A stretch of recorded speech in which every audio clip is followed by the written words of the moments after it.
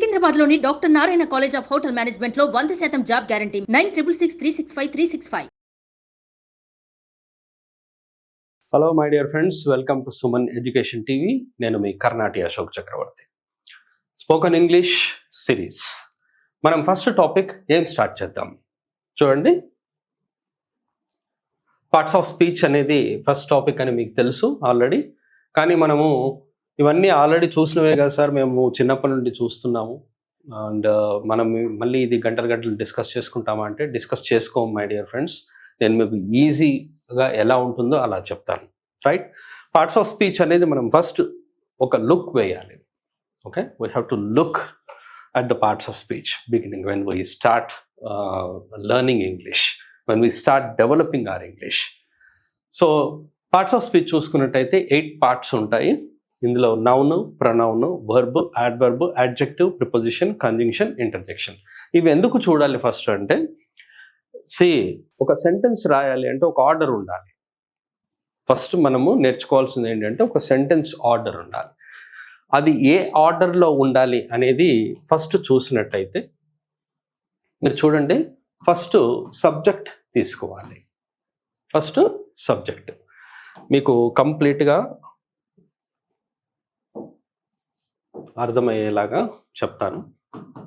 Subject ఎవరు రాసిన subject ఉండాలి ఫస్ట్. తర్వాత వచ్చేసి మనకు వర్బ్ వస్తుంది. ఆ తర్వాత వచ్చేసి మనకు ఇక్కడ ఓడబ్ల్యూ అని రాస్తున్నాను నేను, అదర్ వర్డ్స్. ఓకే, ఇదే సెంటెన్స్ ఫార్మేషన్. ప్రపంచంలో మీరు ఎక్కడికి వెళ్ళినా whoever the person is, it makes no difference, it doesn't make any difference. This is the structure. అంటే ఇది ఫస్ట్ నేర్చుకోవాల్సింది మనం. మరి సబ్జెక్ట్లో ఏముంటాయి? If you see this subject, verb, other word. Sir ఇదేనా మూడేనా ఉండేవి అంటే ఈ మూడే ఉంటాయి, ఇంకా వేరే ఉండవు. మనం పార్ట్స్ ఆఫ్ స్పీచ్ ఎందుకు చూస్తాము అంటే ఈ సబ్జెక్ట్ ప్లేస్లో మనకు వచ్చేసి నౌన్ కానీ ప్రొనౌన్ కానీ వస్తాయి. ఈ సబ్జెక్ట్ ప్లేస్లో నౌన్ కానీ ప్రొనౌన్ కానీ వస్తాయి. రిమెంబర్, వేరేవి రావు. ఇంకా నేను ఇక్కడ అడ్జెక్టివ్తో స్టార్ట్ చేస్తాను సార్, సెంటెన్స్ అంటే రాదల్లా. పార్ట్స్ ఆఫ్ స్పీచ్లో మనకు 8 పార్ట్స్ ఉన్నాయి. ఓకేనా, 8 పార్ట్స్ ఉన్నాయి. కానీ నేర్చుకోవాలి. సార్ ఒక్కొక్కసారి కమిన్ ప్లీజ్ అన్నాం కదా, కమిన్ ప్లీజ్లో సబ్జెక్ట్ లేదు కదా, అక్కడ నౌన్ ప్రొనౌన్ లేదు కదా అని అంటే దట్ సెంటెన్స్ ఈజ్ డిఫరెంట్. అదేం సెంటెన్స్ అంటే దాన్ని ఇంపారేటివ్ సెంటెన్స్ అంటాము. ఆ రూల్ వేరు. మనకి డిక్లరేటివ్ సెంటెన్సెస్ ఉంటాయి, ఎక్స్క్లమేటరీ సెంటెన్సెస్ ఉంటాయి, ఇంపారేటివ్ సెంటెన్సెస్ ఉంటాయి, ఇంట్రాగేటివ్ సెంటెన్సెస్ ఉంటాయి. ఇవి 4 ఉంటాయి, ఇక వేరే ఉండవు ప్రపంచంలో. ఇప్పుడు మనం చూసిన దాంట్లో positive, negative, H question, WH question అని చెప్పాను.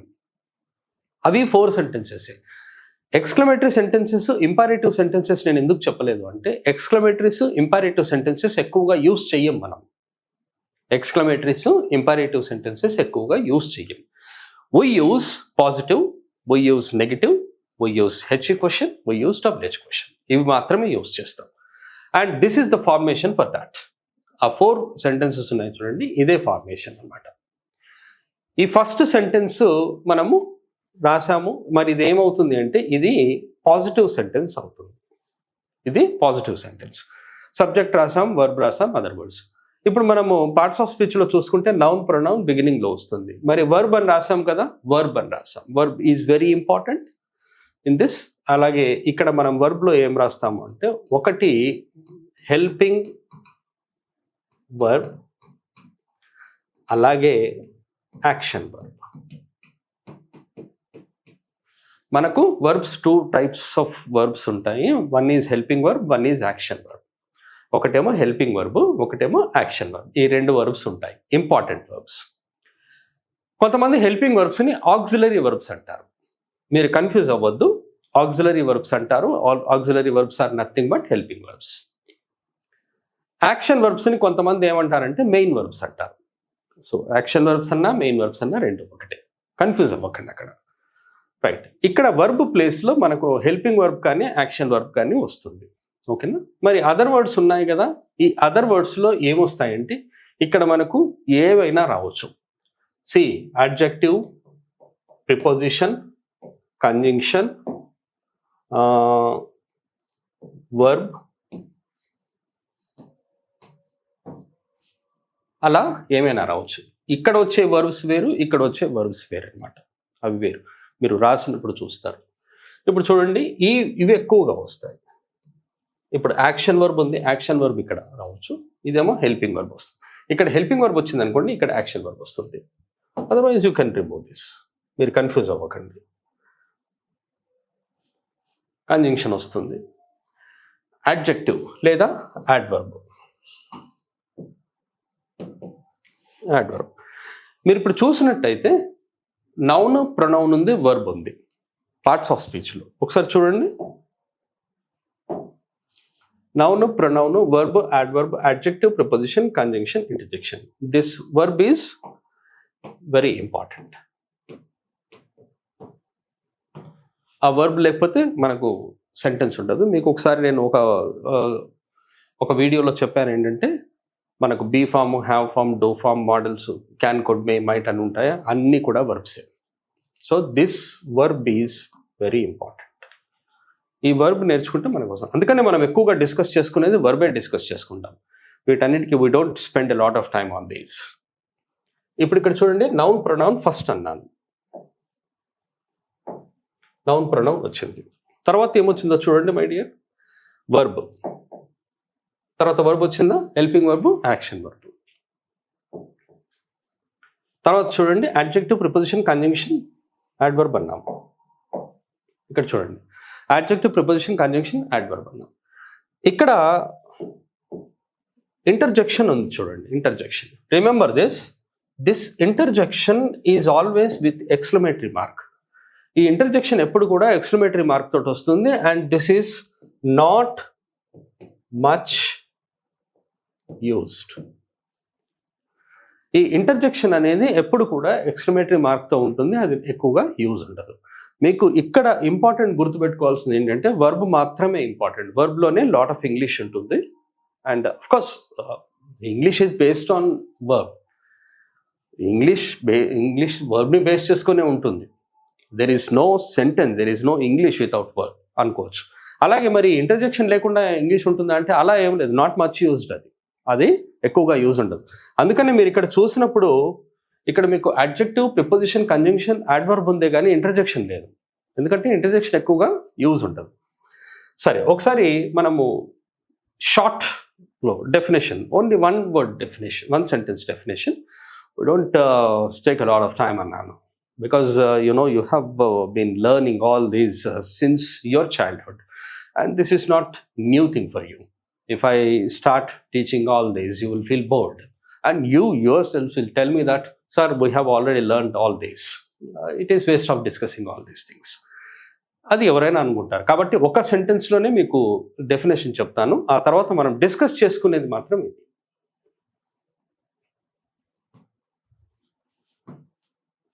This is important. Okay, noun వచ్చేసి ఇట్ ఇండికేట్స్ నేమ్స్ అంటాం.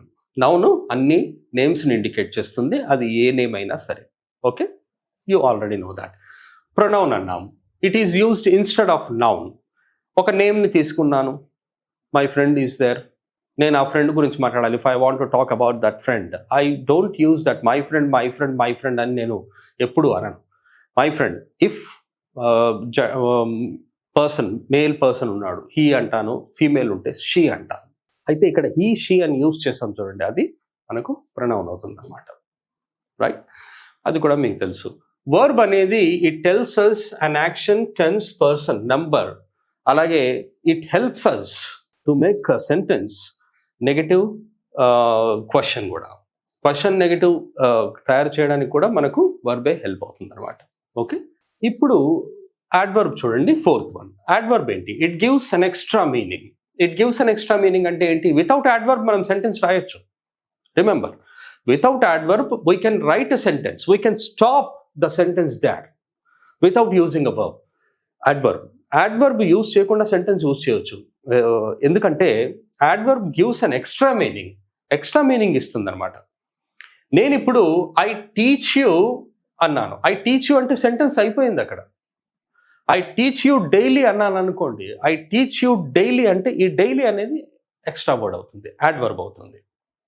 ఐ టీచ్ యూ రెగ్యులర్లీ అన్నాను, నేను మీకు రెగ్యులర్గా టీచ్ చేస్తాను. ఈ రెగ్యులర్లీ అనేది ఎక్స్ట్రా వర్డ్ అవుతుంది. Without using that regularly I can use that. ఇప్పుడు హీ స్పీక్స్ ఇంగ్లీష్ అన్నాను అనుకోండి, he speaks English. He speaks English అన్నానే కానీ అతను ఎలా మాట్లాడతాడని చెప్పలేదు. హీ స్పీక్స్ ఇంగ్లీష్ ఫ్లూయెంట్లీ అన్నాను అనుకోండి, ఆ ఫ్లూయెంట్లీ అన్నది యాడ్వర్బ్ అవుతుంది. That's why we can say that adverb gives an extra meaning అంటాం. యాడ్వర్బ్ ఎక్స్ట్రా మీనింగ్ ఇస్తుంది అనమాట. సరే, యాడ్జెక్టివ్ ఏం చేస్తుంది అంటే it indicates qualities and quantities. అది అతను ఎలాంటి వాడు అని చెప్పాలి అంటే అడ్జెక్టివ్ చెప్పాలి, అది ఎంత ఉంది అని చెప్పాలంటే కూడా అడ్జెక్టివే చెప్పాలి. It indicates qualities and quantities. Is a very good person అన్నాం, ఈజ్ వెరీ ఆనెస్ట్ అన్నాం. ఆనెస్ట్ అనేది అడ్జెక్టివ్ అవుతుంది. I have a lot of free time today అన్నాను, I have a lot of free time today అన్నాను అనుకోండి, I have a lot of time అన్నాను, a lot of time, a lot of అన్నాను చూడండి, ఇది adjective అవుతుంది. చాలా అన్నాను కదా అది. హీ హ్యాస్ మెనీ ఫ్రెండ్స్ అన్నాను, మెనీ ఫ్రెండ్స్ అంటే ఆ మెనీ ఉంది చూడండి, అది అడ్జెక్టివ్ అవుతుంది. రైట్. ప్రిపోజిషన్ అనేది it indicates relation or position with time and place. టైంతో ప్లేస్తో ఇండికేట్ చేస్తుంది. మనం ఎప్పుడైనా టైంని మనం వాడాలన్నా, ప్లేస్ని వాడాలన్నా, డేని వాడాలన్నా, డేట్ని వాడాలన్నా without preposition we can't use that. I will meet you on Monday అన్నాను అనుకోండి, ఆన్ మండే అన్నాను, మండేకి ముందు ఆన్ అన్నాను చూడండి, ఆన్ ప్రిపోజిషన్ అవుతుంది. I will meet you at 6 o'clock అన్నాను, అట్ 6 o'clock అన్నాను చూడండి, 6 o'clockకి ముందు అట్ ఈస్ ప్రిపోజిషన్. అలా ఉంటుంది. వీటన్నిటికి కూడా రూల్స్ ఏమి ఉండవు. When we keep on practising this language we learn all these things. These are all small things, but this is very important. This is a big thing. Conjunction undi. Conjunction connects words, sentences, phrases, clauses. Clauses ni kaani, sentences ni, phrases ni kaani adi connect chestundi anamata. Ee phrases, clauses kuda మనం మాట్లాడుతుంటే వస్తుంది అనమాట. కానీ అవి ఏంటి అని తెలుసుకోవాల్సిన అవసరం స్పోకెన్ ఇంగ్లీష్లో ఉండదు. స్పోకెన్ ఇంగ్లీష్లో మీకు సెంటెన్స్ ఫార్మేషన్ మాత్రమే తెలియాలి. అలాగే ఇంటర్జెక్షన్ ఉంది. It expresses sudden feelings with exclamatory mark అన్నాం. మీరు ఎప్పుడైతే ఎక్స్క్లమేటరీ మార్క్ చూసారో, ఎప్పుడైతే ఎక్స్క్లమేటరీ మార్క్ చూసారో అప్పుడు దాన్ని ఇంటర్జెక్షన్ అంటాం. Whether it is word or a sentence, అది సెంటెన్సే కావచ్చు, వర్డే కావచ్చు, దాన్ని ఇంటర్జెక్షన్ అంటాం. And interjection is not much used అన్నాను. నేను మళ్ళీ చెప్తున్నాను, వర్బ్ మాత్రమే ఇంపార్టెంట్ ఇందులో అన్నిటికంటే. The more you discuss the better it is, because a lot of information they are in verb. ఆ వర్బ్ని మాత్రమే మనం డిస్కస్ చేసుకుంటాము. వర్బ్లో ఏంటి, ఏమేమి ఉన్నాయి అన్నది మనం కమింగ్ సెషన్లో చూద్దాం. Keep on watching our classes so that you can learn English very easily. And I'll teach you English in a very simple way and in a very easy way. You will definitely learn English. You will definitely start speaking English. Okay? Thank you very much. Have a nice time. Suman టీవీలో మీ personal and business promotions కోసం కింది నెంబర్కి contact చేయండి.